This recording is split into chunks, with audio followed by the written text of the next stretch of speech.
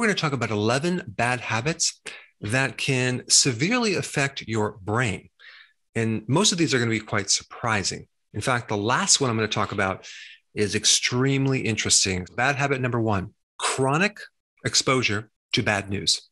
So do you ever hear any good things in the news? It's pretty much filled with a lot of fear, doom and gloom, bad news. It's all going to end. You need to go in your house, go underneath your bed and hide because our environment is extremely dangerous to be in. Well, what do you think that does for your health? Well, it drops your emotional state, okay? If you were at one time happy and kind of upbeat, now you're kind of grumpy, you're kind of in anxiety mode, and you might even be in depression. And there's some interesting data that talks about your state of being can affect the structure and the physiology of your body. You actually lose neurons. Your brain actually atrophies. So you might want to control the exposure to bad news. And it also could be people giving you bad news too. We all know a certain personality that tends to not just give us bad news, but turn good news into bad news. Number 2, toxic personalities. We have all been into these relationships which basically lower our emotional state, which would actually affect the physiology of our brains. So sometimes it's good to get a long list of all the people that you're associated with and isolate those who are a bit toxic and just put them to the side. You want people that bring you up. You want people that support you. Number 3, you are spending way too much time inside your house or a building. It's not very healthy to be inside all the time. It's extremely therapeutic to be outside in the fresh air. And the sun doesn't just necessarily give you vitamin D, which is essential for brain health. It gives you infrared. Now, what is infrared? It's a type of spectral energy that can actually penetrate your body by actually 2 inches. It can actually even go through your skull. And this infrared can stimulate melatonin. The type of melatonin that's a little bit different than the melatonin that's running through your pituitary. It's a type of melatonin that's in all of your cells that acts as an antioxidant that is even more powerful than glutathione. It's the most powerful antioxidant that protects you against so many things, including stress. So inside we have fluorescent lights, poor ventilation, we have a lack of sun, and we also have an alteration of the light and dark cycles. The majority of the population would greatly benefit by taking vitamin D before bed, especially if they have problems sleeping, especially if they are inside way too much and can't get outside. So vitamin D is really important for brain health. All right, number 4, being on a low-fat, low-cholesterol diet. Now, how does that affect the brain?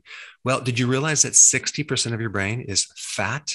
Here we have this organ that only makes up 2% of your weight, yet utilizes 20% of all of your energy, and 60% of it is fat. In fact, the brain is the fattiest organ of all your organs. You need this fat to make myelin to help the conductivity of the neurons. The information that goes through your nerve cells travel at a speed of 268 miles per hour. It's incredibly fast. And things that lower our fats or cholesterol, like a low-fat diet or statin drugs, can greatly put us at risk for dementia and a lowered emotional state, whether it's anxiety or even depression. And one really important point is it takes cholesterol to make bile salts, which actually help you absorb vitamin A, D, E, and K. So without those fat soluble vitamins, as well as the other nutrient omega-3 fatty acid, your brain can greatly suffer. All right, number 5, the bad habit of being on a high-grain diet. The recommendation pretty much given by all the medical experts. You must consume at least 60% of your diet in the form of whole grains. Well, there's a problem with whole grains. Okay, first of all, it's not as nutritious as you might think. It's very high in omega-6. In the book, Grain Brain, there's a lot of new information talking about how grains affect our brains. Now, when you eat refined grains, you deplete your brain of vitamin B1, and that can create a huge consequence of atrophy in your hippocampus, the part of the brain that's involved with memory and cognitive function. Number 6, consuming a lot of sugar Out of all the things that will destroy your brain, sugar is at the top of the list. It's going to eventually create insulin resistance, and that is going to cause a starvation of the neurons, because when you have insulin resistance, we have the situation where we have this high glucose, high insulin, but the resistance doesn't allow the insulin or glucose to feed the neurons. And unless you have ketones floating around, the neurons will starve and you start having all sorts of neurodegenerative problems. In fact, there's a condition called type 3 diabetes, which is Alzheimer's, which occurs from severe insulin resistance. Not to mention the high sugar depletes B1, which creates atrophy of your hippocampus. All right, number 7, and this might surprise you, too much low stress. If you don't have any stress at all, that can be very unhealthy for your brain. Why? Because you're not exercising enough. You don't have enough physical activity that is needed to activate genes for your brain. So there's something called hermetic stress, which basically is a moderate amount of stress that can cause the body to become stronger and more resilient and adapt to a positive state. And that would include the exercise, heat therapy, cold therapy, hypoxia, which is a lack of oxygen, training at a higher altitude. So there's a lot of therapy in a moderate amount of stress, or kind of intermittent doses of stress. And also intermittent fasting is a form of stress, because you're not feeding your body any food for certain periods of time, can greatly add a positive stress to allow the brain to actually grow neurons. Not enough stress is just unhealthy as too much stress. And so number 8 is high stress. If you're under chronic high stress, mainly mental stress, or you have a lot of losses or injuries, it's very damaging to the brain, because this activates certain genes in your brain that can turn on dementia, degeneration, inflammation. And so high stress, high cortisol can create atrophy of the hippocampus, the key part of the brain that's involved in cognition, okay? And also high stress, cortisol, depletes you of B1, which also does the same thing. All right, number 9, snacking. Snacking relates to intermittent fasting. Intermittent fasting is the antidote to snacking. So many people are snacking even healthy foods, and they're unknowingly creating a lot of problems with their brain, because in order to strengthen the brain, especially as we age, we need to do things that can help regenerate neurons. I would even venture to say that snacking is even worse than eating carbohydrates. And why is that? Because not only does carbs increase insulin, but eating in general increases insulin. And when you're eating so frequently, and you have these little snacks, and the mid-afternoon snack and the snack before you go to bed, what you're doing is you're jacking up insulin, creating more insulin resistance, and you're going to affect your brain cells. And you're going to find that that's a really bad habit. And the reason I know that is when a person gives up snacking, boy, do they have a huge positive change in so many things, including things like getting up in the middle of the night, having to urinate. These people that have frequent urination really have insulin resistance. And the most simple thing they can do is give up snacking, especially the snacking or grazing late at night. And boom, they can sleep through the whole night. And they just happen to miraculously get rid of the symptom of frequent urination. Number 10, anything that decreases the microbes in your gut directly affect your brain, like antibiotics, like glyphosate in the GMO food, which, by the way, Monsanto got a patent for glyphosate as being an antibiotic. And unfortunately, the earlier you are exposed to antibiotics in your life, like as a baby, the worse things are. But that's a completely different topic. There's a huge connection between your gut and your brain. Whatever happens down here directly affects here. And you do have a nerve that connects the two, and that's called the vagus nerve.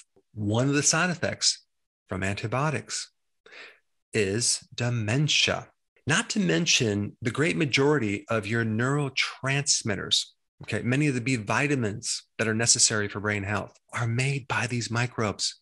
And number 11, and this is what you've been waiting for, consuming grain-fed animal products versus the grass-fed, grass-finished animal products.